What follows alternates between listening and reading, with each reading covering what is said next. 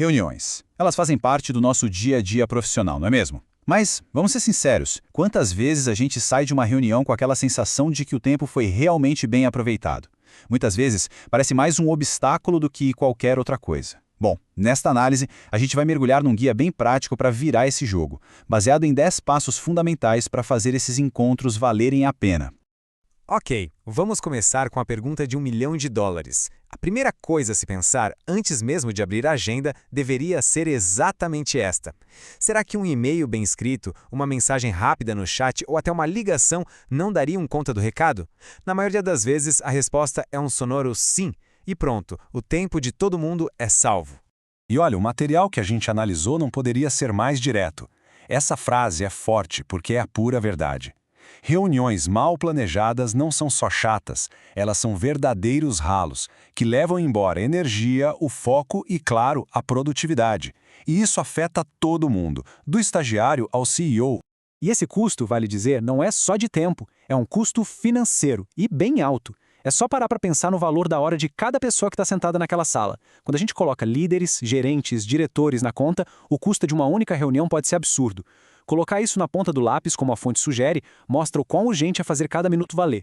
Para a gente organizar as ideias, vamos seguir um caminho bem claro. Primeiro, a gente já entendeu o alto custo disso tudo. Depois, vamos passar por 3 fases essenciais: o planejamento, a condução da conversa e o que acontece depois da reunião. E aí, no final, a gente amarra tudo para entender como fazer as reuniões serem de fato produtivas. Certo, então vamos lá. Essa primeira fase é a base de tudo. Uma reunião produtiva não acontece por mágica, ela é desenhada, planejada. A maior parte do trabalho para garantir que ela seja um sucesso acontece antes mesmo de todo mundo entrar na sala. Aqui estão os 4 pilares desse planejamento. Primeiro, agendar com antecedência. Parece óbvio, mas permite que as pessoas cheguem preparadas e não de surpresa. Segundo, definir hora de início e principalmente de fim. Isso cria um senso de urgência e respeito pelo tempo de todos. Terceiro, a pauta. A pauta é o nosso mata, o nosso roteiro, que garante que a discussão não vai se perder. E por fim, selecionar as pessoas certas. Isso é crucial. E sobre os participantes, a regra de ouro é menos é mais. Nem todo mundo precisa ficar do começo ao fim. Com uma pauta bem estruturada, dá para convidar pessoas só para os tópicos que interessam a elas. É uma forma inteligente de otimizar o tempo de todo mundo.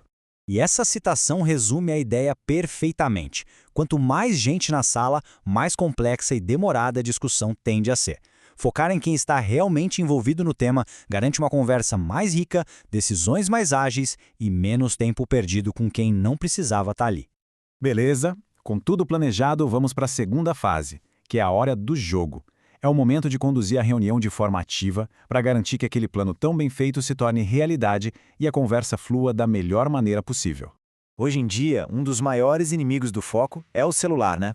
Por isso, uma dica super prática e eficaz é combinar as regras do jogo logo no início. Algo simples como, pessoal, vamos deixar os celulares de lado por enquanto? É um acordo rápido que coloca todo mundo na mesma página. Olha, essa dica aqui é fantástica. É sobre a diferença entre estratégia e tática. Se o objetivo da reunião é decidir o que fazer, é fundamental não cair na armadilha de discutir os detalhes de como fazer.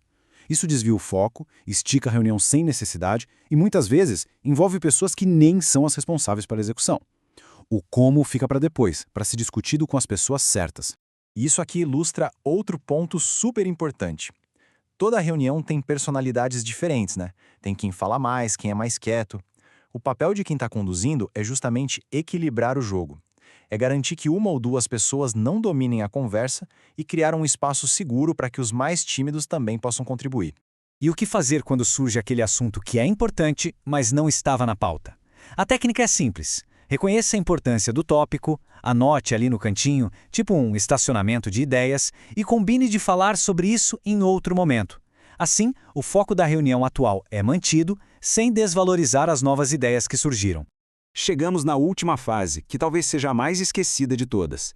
A reunião pode ter sido incrível, cheia de ideias, mas se não houver um acompanhamento claro, tudo se perde. É aqui que a gente transforma a conversa em algo concreto. E a ferramenta para isso é a famosa ata. Mas calma, não precisa ser aquela coisa super burocrática. Pensa na ata como um instrumento de poder. É o documento que oficializa o que foi decidido, distribui as tarefas e serve como um guia claro para os próximos passos. É o que garante que a conversa vai gerar resultado. E uma ata eficiente não precisa ser um livro. Ela só precisa ter os elementos essenciais. Qual era o objetivo, quem estava lá, o que foi discutido, o que foi decidido e, o mais importante de tudo, quais são as ações, quem é o responsável por cada uma delas e qual o prazo. É um verdadeiro roteiro para a ação. Então, quando a gente junta todas essas peças, qual é a grande virada de chave? É mudar a nossa percepção sobre as reuniões. Elas deixam de ser aquele mal necessário e se tornam o que sempre deveriam ter sido. Uma ferramenta estratégica para alinhar o time, tomar boas decisões e fazer os projetos andarem. O ponto central, então, é esse sistema de 3 fases, sabe? O planejamento cuidadoso antes, a condução focada durante e o acompanhamento rigoroso depois. É essa estrutura que transforma o potencial de uma reunião em resultados de verdade para a empresa. E para a gente fechar, fica uma reflexão. De tudo isso que a gente conversou, qual é a primeira pequena mudança, o primeiro passo que pode ser dado para transformar a próxima reunião? Porque a grande mudança, no fim das contas, começa com uma única ação.